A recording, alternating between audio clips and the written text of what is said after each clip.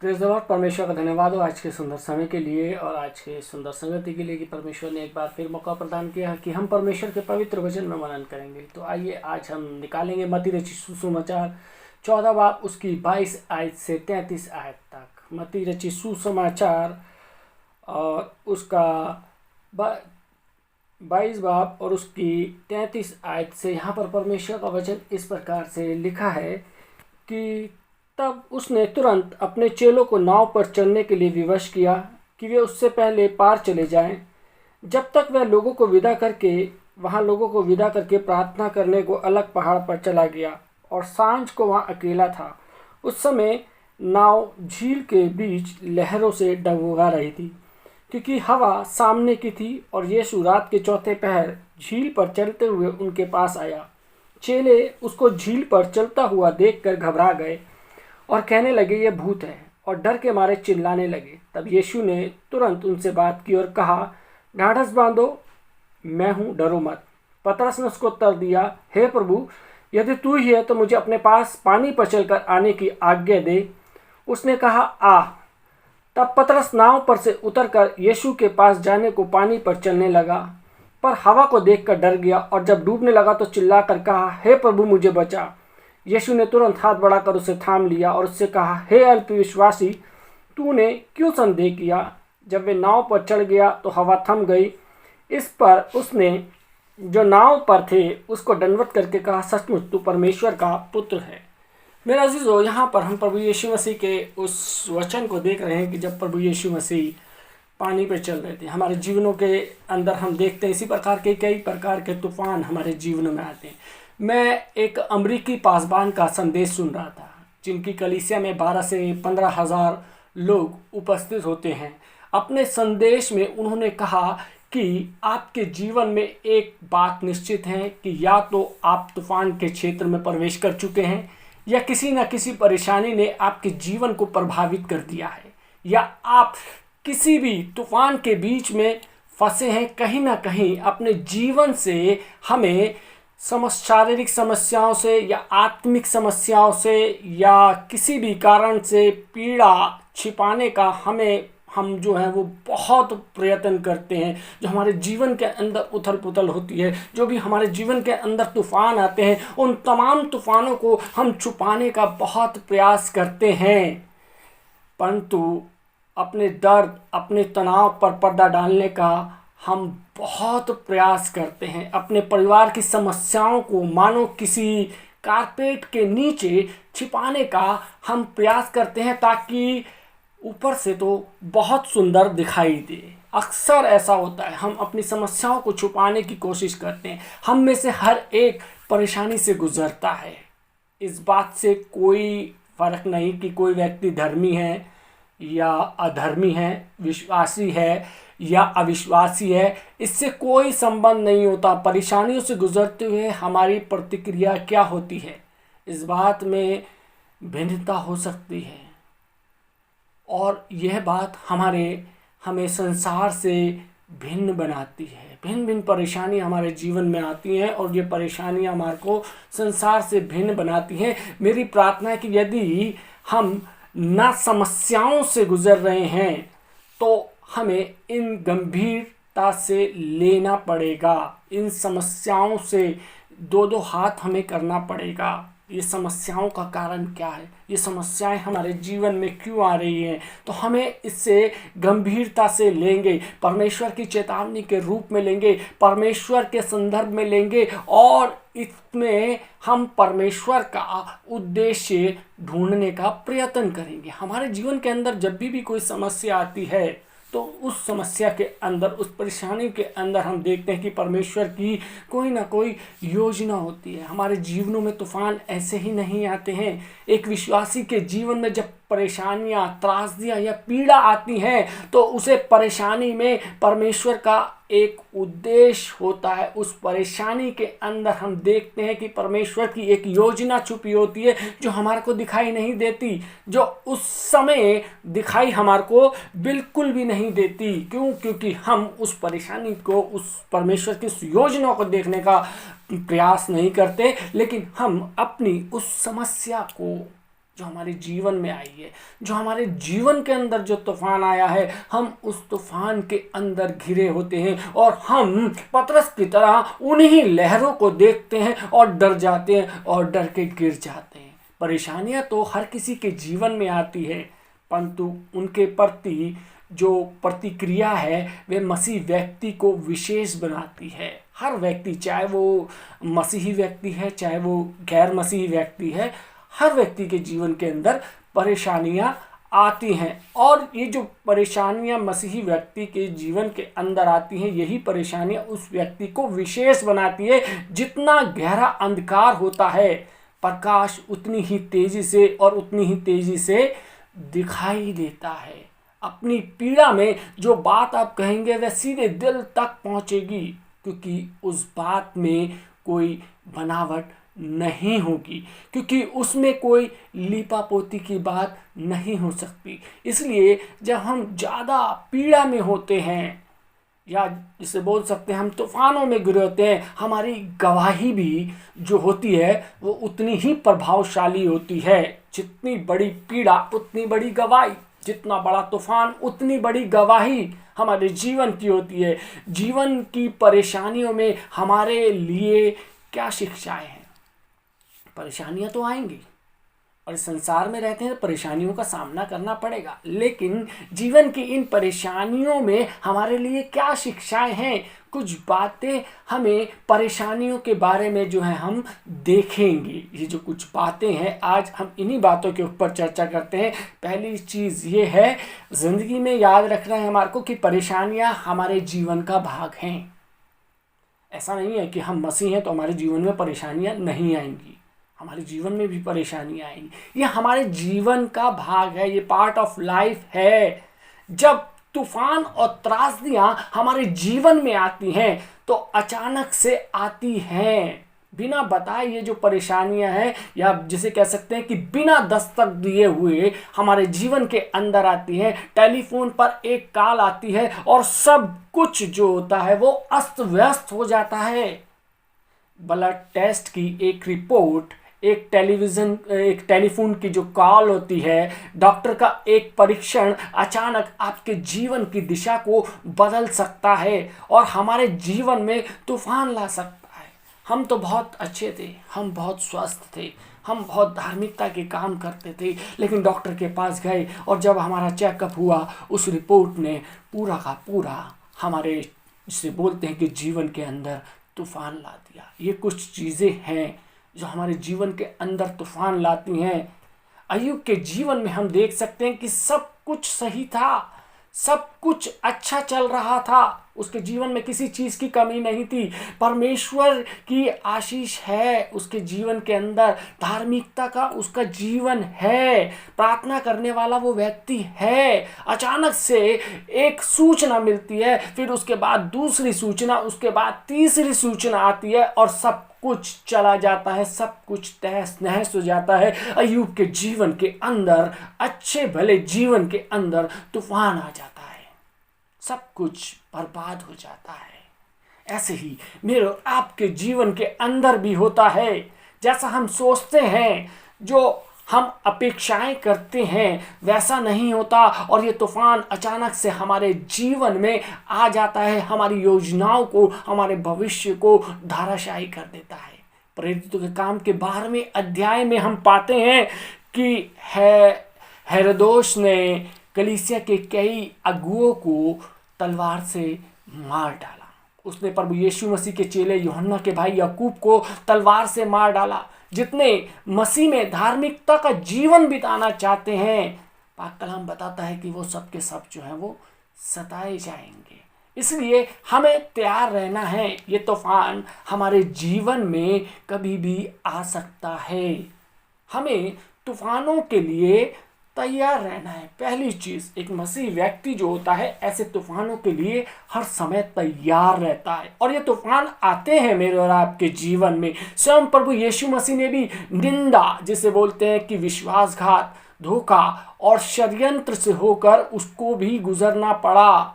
यहाँ तक कि क्रूस की मृत्यु भी उसने अपने ऊपर सह ली। इसलिए हमें यह स्वीकार करना है कि तूफान हमारे जीवन में अवश्य आएंगे। प्रभु यीशु मसीह के जीवनों में भी आए। प्रभु यीशु मसीह के साथ भी बहुत निंदा की गई, विश्वासघात हुआ, धोखा हुआ उसके साथ भी, और यहाँ तक कि उसने क्रूस की मृत्यु भी सही। ये तूफान थे, ये तूफान आएंगे, मेरे और आपके जीवन में भी आएंगे। तो पहली चीज़ ये है कि हमें तूफानों से नहीं डरना है, हमने तैयार रहना है तूफानों का सामना करने को। दूसरी चीज़ ये है, तूफानों में हमें यीशु को पहचानना है। यदि हम देखें कि जब गलील की झील में तूफान आया तो चेले यीशु मसीह को नहीं पहचान पाए। हम ऐसी परिस्थिति में परमेश्वर को हमें पहचानना होगा जब हमारे जीवन के अंदर तूफान आता है। यहाँ पर हम देखते हैं कि चेले जो थे प्रभु यीशु मसीह को क्या समझने लगे थे कि कोई भूत है। वो प्रभु यीशु मसीह को नहीं पहचान पाए। हमारे जीवन के अंदर भी यदि जब तूफान आए तो हमें परमेश्वर को पहचानना होगा।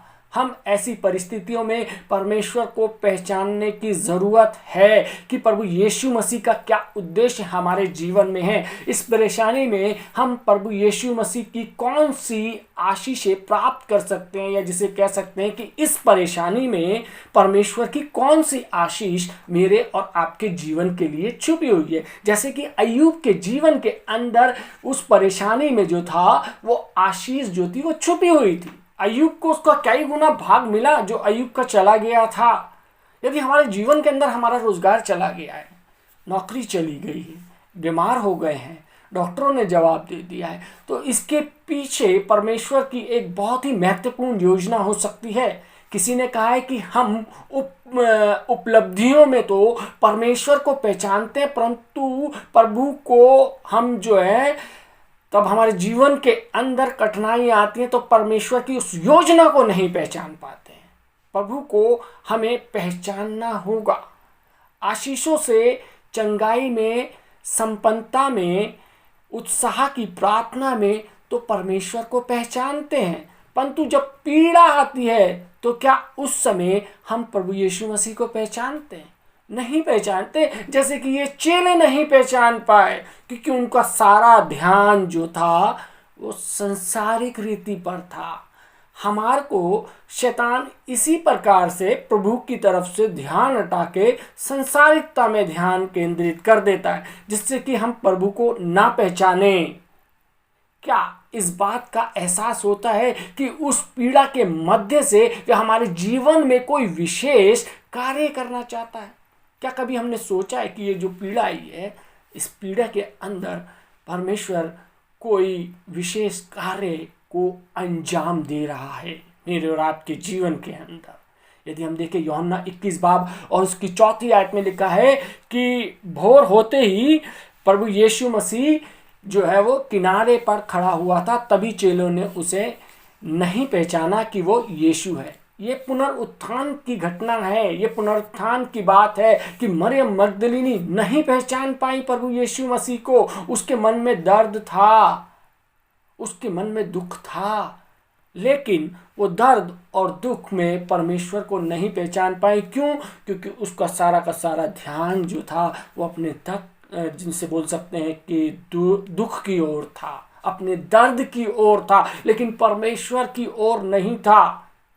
और हम यहाँ पर देखते हैं कि मरियम मगदलिनी नहीं पहचान पाती कि यह प्रभु यीशु है जिसे पुनरुत्थान हुआ है, प्रभु यीशु मसीह का पुनरुत्थान हुआ है। वो प्रभु यीशु मसीह को नहीं पहचान पाई। इस घटना में वो चेले प्रभु यीशु मसीह को नहीं पहचान पाए जिसके साथ उन्होंने रात दिन बिताए थे, जिसके साथ उन्होंने भोजन किया था, जिसके साथ उन्होंने यात्राएं की थी, जिन्होंने प्रभु यीशु मसीह के आश्चर्य क्रम को देखा था, उसकी सेवाकाई को देखा था, जिन्होंने प्रभु यीशु मसीह के आंसुओं को देखा था। यहाँ तक कि वे इतने निकट थे कि उन्होंने प्रभु के दिल की धड़कन को भी सुना था। इतने करीब वो चेले थे। ऐसे समय में इन चेलों ने प्रभु यीशु मसीह को नहीं पहचाना और वो जो थे वो घबरा गए, डर गए, भूत समझने लगे।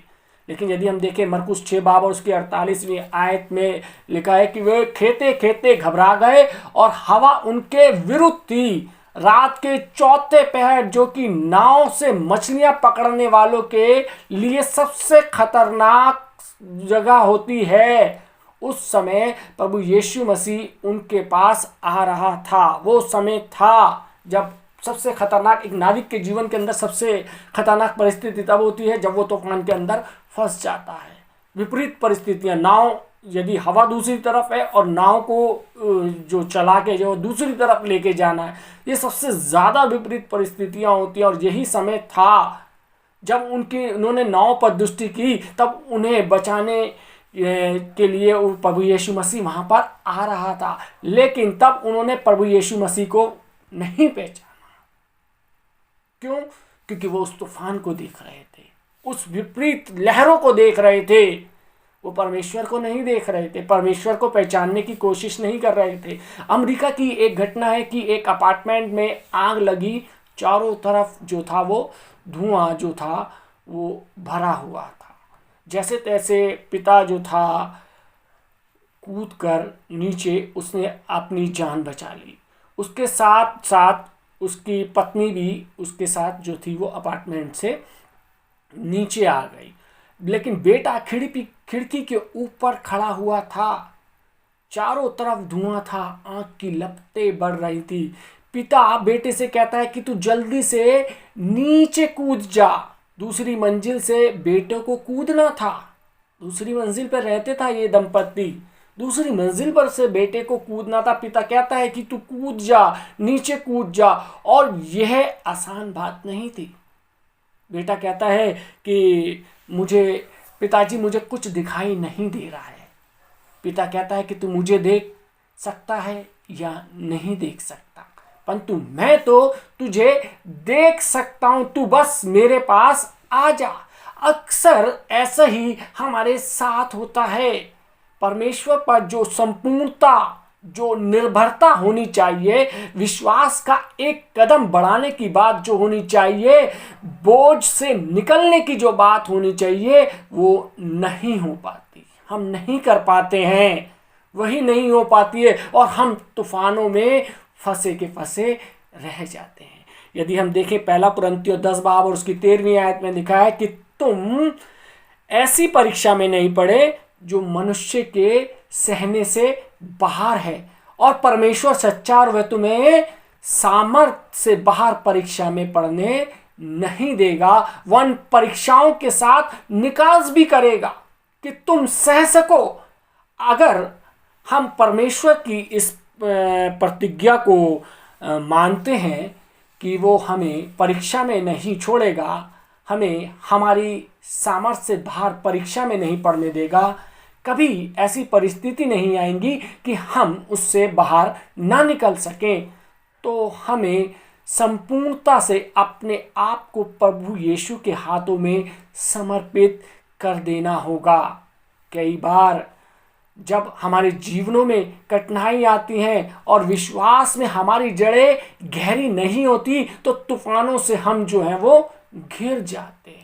हम उन तूफानों से फिर निकल नहीं पाते। जब तक हमारी विश्वास की जो जड़ें हैं वो गहरी नहीं होंगी, हम तूफानों से कभी नहीं निकल सकते। कुछ समय पहले की घटना है कि इंग्लैंड में आंधी आई और हजारों हजार पेड़ गिर गए। आंधी उतनी भी भयंकर नहीं थी जिसे कह सकते हैं, या उतनी भी तेज नहीं थी कि पेड़ जिससे कि उखड़ सके, लेकिन फिर भी लगभग 10,000 से ज़्यादा पेड़ जो थे वो गिर गए। जब कारण पता लगाया गया, जब देखा वैज्ञानिकों ने कि ऐसा क्यों हुआ, कि ये पेड़ क्यों गिर गए हैं, तो पता चला कि ये पेड़ इतनी उपजाऊ मिट्टी में थे, इतनी उपजाऊ मिट्टी में लगे हुए थे कि उनकी जड़ें गहरी ही नहीं, उनकी जड़ें बहुत ही उथली थीं। कई बार हम भी इतनी उपजाऊ मिट्टी में पड़े रहते हैं कि हमारी जड़ें जो हैं वो उथली ही रह जाती हैं। उपजाऊ मिट्टी का मतलब ये है कि हमारे जीवन में इतनी वैभवता, इतनी संपन्नता होती है कि हमारे पास परमेश्वर के लिए समय नहीं होता है। हम उसी उपजाऊ मिट्टी के अंदर रहते हैं, और जब परिस्थितियां हमारे अनुकूल नहीं होती हैं, तो क्या होता है कि हम गिर जाते हैं, क्योंकि हम आत्मिक रीति से मजबूत नहीं होते हैं। हम उन तूफानों का सामना करने के लिए तैयार नहीं होते। हम सोचते हैं कि सब कुछ अच्छा है, क्योंकि उन परेशानी, उन परीक्षाओं और उन संघर्षों से और उन तूफानों से भागने की और बचने की हम कोशिश करते हैं। हमारी जड़ें उथली ही रहती हैं और तूफानों में हम धैर्यशायी हो जाते हैं। हाँ मेरे अजीजों, ज़रूरत यह है कि हमें अपनी जड़ों को मजबूत बनाना है, गहराई तक जाना है, क्योंकि जब तूफान आएगा, जो पेड़ जो होते हैं, जो गहरी जड़ वाले पेड़ होते हैं, वो कभी भी नहीं गिरते हैं। जो उतली जड़ के पेड़ होते हैं, तूफानों में वो ही गिरते हैं। यदि आज आपकी आत्मिक उन्नति नहीं हुई है, यदि आपकी जड़ें परमेश्वर के साथ गहरी नहीं है, तो तब आपके जीवन के अंदर तूफान आएगा तो ये तूफान आपको उखाड़ कर ले जाएगा। और हम देखते हैं कि तीसरी चीज, हमें परमेश्वर और शैतान में अंतर करना आना चाहिए। एक मसीही विश्वासी के लिए ये बहुत जरूरी है कि वो परमेश्वर और शैतान में अंतर करना सीखे। कब शैतान हमसे बात कर रहा है या कब परमेश्वर हमसे बोल रहा है, शैतान की बुलाहट है या परमेश्वर की बुलाहट है, इसे हम अंतर नहीं कर पाते हैं।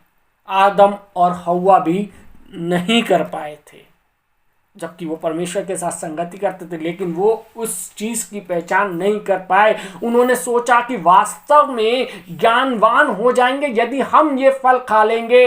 यहाँ पर भी यही बात लिखी है कि चेलों ने यीशु को देखकर सोचा कि भूत है। शैतान बहुत होशियार है मेरे अजीजों। उसने आदम और हव्वा से ये नहीं कहा कि तुम परमेश्वर की निंदा करो। डायरेक्टली शैतान ने कभी नहीं कहा आदम और हव्वा से कि तुम परमेश्वर की निंदा करो, परंतु उसने परमेश्वर के लिए कुछ भी बुरा या भला नहीं कहा आदम और हव्वा से। उसने बस ये कहा कि तुम परमेश्वर के तुल्य हो जाओगे। एक बराबरी के लेवल पे लाने की बात करता है वो। तो तुम परमेश्वर के बराबर ज्ञानवान हो जाओगे। यदि हम देखें दूसरा कुरिन्थियों 11 बाब और उसकी 14वीं आयत में लिखा है, यह कुछ अचंभे की बात नहीं, क्योंकि शैतान आप ही ज्योतिर्मय घर में स्वर्गदूत का रूप धारण करता है। और यहाँ पर हम देखते हैं आप में से भी वो यही करता है, आप लोगों के साथ भी वो यही करता है। समझौता कर लो। बहुत समस्या में हो, बहुत तनाव में हो, थोड़ा सा नशा कर लो। नशा कर लोगे तो सारा जो गम है वो आपका दूर हो जाएगा। थोड़ा सा समझौता कर लो। ये समझौते के लिए शैतान हमारे को, जिसे बोलते हैं, उत्साहित करता है। शैतान जिस प्रकार से हमें बहकाता है, हमें आवश्यकता है इस बात की है कि हम शैतान और परमेश्वर में अंतर करना सीखें। सीखना होगा। एक मसीह जीवन जी रहे हैं तो प्रभु की आवाज़ को पहचानना होगा कि ये प्रभु की आवाज़ है या शैतान की आवाज़ है। और परेशानियों को हमें गंभीरता से इसलिए भी लेना है क्योंकि परेशानियां हमें या तो परमेश्वर के पास लग सकती हैं या फिर परमेश्वर से दूर ले जाती हैं। दो ही काम होते हैं परेशानियों में मेरे अजीजों। या तो हम परमेश्वर के अत्यधिक निकट आ जाएंगे या उससे बहुत दूर चले जाएंगे। एक वरिष्ठ पासवान बताते हैं कि एक वृद्ध स्त्री जिसे कोढ़ था उसके पास आई और बताने लगी कि मैं परमेश्वर को धन्यवाद देती हूँ कि मुझे कोढ़ की बीमारी हुई, क्योंकि कोढ़ की बीमारी के कारण से मैं प्रभु यीशु मसीह के पास आई। मैं प्रभु यीशु मसीह को पहचान पाई। यदि उस स्त्री के जीवन के अंदर कोढ़ नहीं आता, यदि वो स्त्री बीमार नहीं होती, तो वो प्रभु यीशु मसीह को नहीं पहचानती, वो प्रभु यीशु मसीह के पास नहीं आ सकती। यह पीड़ा कभी हमें प्रभु के पास ले जाती है। झोले के मारे उस व्यक्ति का उदाहरण देखें तो वह प्रभु यीशु मसीह के पास आया और प्रभु यीशु मसीह ने उसे शारीरिक और आत्मिक चंगाई भी प्रदान करी। ये परेशानियां हमें परमेश्वर के पास भी ला सकती हैं और उससे दूर भी ले जा सकती हैं। परेशानियां और परीक्षाओं में इस बात की परख हो जाती है कि कौन अपना है और कौन पराया है, कौन परमेश्वर है और कौन शैतान की ओर से है। पतरस प्रभु यीशु मसीह से कहता है कि मैं तेरे साथ जीने और मरने के लिए भी तैयार हूं, मैं तेरे साथ मरने के लिए भी तैयार हूं, मुझे मरना भी पड़े तो भी मैं तैयार हूं। परंतु जब परेशानी आती है तो वह कहता है कि मैं इस पुरुष को नहीं जानता, मैं उसका नाम तक नहीं जानता। ये पतरस कहता है परेशानियों में हमारे विश्वास की भी मेरे अजीजों परख होती है। यदि हम देखें शद्रक मेशक और अबेदनगो का उदाहरण हमारे सामने है। परेशानियों में उनके विश्वास की परख हो गई। अय्यूब का उदाहरण है, उसके विश्वास की जो थी वो परख हो गई। पौलुस का वर्णन है, उसके विश्वास की परख हो गई। पौलुस कहता है कि ये सब बातें जिनसे मैं गुजर रहा हूँ, चाहे मुझे मारा गया हो, चाहे मुझे प्रताड़ित किया गया हो, चाहे मुझे कोड़े लगाए गए हों, चाहे मुझे कैद में डाल दिया गया हो, चाहे मुझ पर पथराव किया गया हो, चाहे मुझे जिसे बोल सकते हैं कि जंजीरों में जकड़ दिया गया हो, चाहे मेरे हाथ पैरों में बेड़ियां डाल दी गई हों, चाहे मेरा आधा शरीर भूमि के अंदर था, चाहे मैं काल कोठरी में था जहां ना तो उजाला दिखता था ना अंधेरा दिखता था, ना दिन ना रात, उसके बाद भी पौलुस कहता है कि मेरे लिए जीना मसीह है और मर जाना लाभ है। ये सारी की सारी चीज़ें पौलुस ने अपने जीवन के अंदर देखी। इतनी समस्याएं, इतने तूफानों का पौलुस ने सामना किया, लेकिन पौलुस जो था वो बहुत विश्वासी था। उसने परमेश्वर की सामर्थ को अपने जीवन के अंदर महसूस किया था। इतनी सारी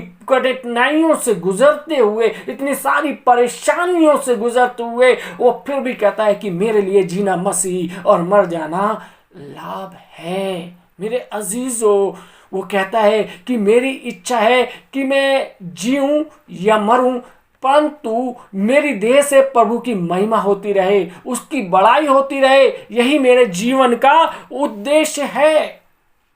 परेशानियों में हमारी सारी निर्भरता केवल और केवल परमेश्वर पर आकर निर्भर हो जाती है, क्योंकि हम जानते हैं कि परमेश्वर के जो वचन में है वो प्रतिज्ञा क्या है कि जब हम विश्वास से योग्य बने रहेंगे, जब हम अपनी गवाही देते रहेंगे, जब हम और भी ज़्यादा अधिक गहराई में उसकी निकटता के अंदर आएंगे, तब हम पूरी तरीके से उसको अपना जीवन समर्पित कर सकेंगे। जब हम अपना जीवन परमेश्वर को समर्पित कर देंगे तो हमें डरने की आवश्यकता नहीं। चाहे तूफान कितना भी तेज क्यों ना हो, चाहे परिस्थितियां हमारे विपरीत ही क्यों ना हो, हमें डरने की आवश्यकता नहीं है मेरे अजीजों, क्योंकि परमेश्वर हमारे साथ रहता है। हमने संसारिक भय को नहीं देखना है, अपनी जड़ों को देखना है, अपनी उन जड़ों को गहराई तक लेके जाना है, परमेश्वर तक लेके जाना है, तभी हम तूफानों का सामना कर सकते हैं। परमेश्वर आप सबको आशीष दे, आमीन। आइए हम आगे धन्यवाद देते हैं मान सामर्थ्य पिता परमेश्वर आज के सुंदर वचन के लिए। प्रभु जी, हमने देखा कि उन तूफानों के विषय में कि खुदावन जो हमारे जीवनों में आते हैं, और जब हमारे जीवन के अंदर खुदावन तूफान आते हैं, परेशानियां आती हैं, विपरीत परिस्थितियां आती हैं, तो प्रभु जी हम घबरा जाते हैं। जैसे कि खुदावन प्रभु यीशु मसीह आपके चेले घबरा गए, डर गए प्रभु जी, और आपको नहीं पहचान पाए। हमारे जीवनों में भी अक्सर ऐसे ही होता है कि प्रभु जी हम डर जाते हैं, घबरा जाते हैं और आपकी सामर्थ को नहीं पहचान पाते प्रभु जी।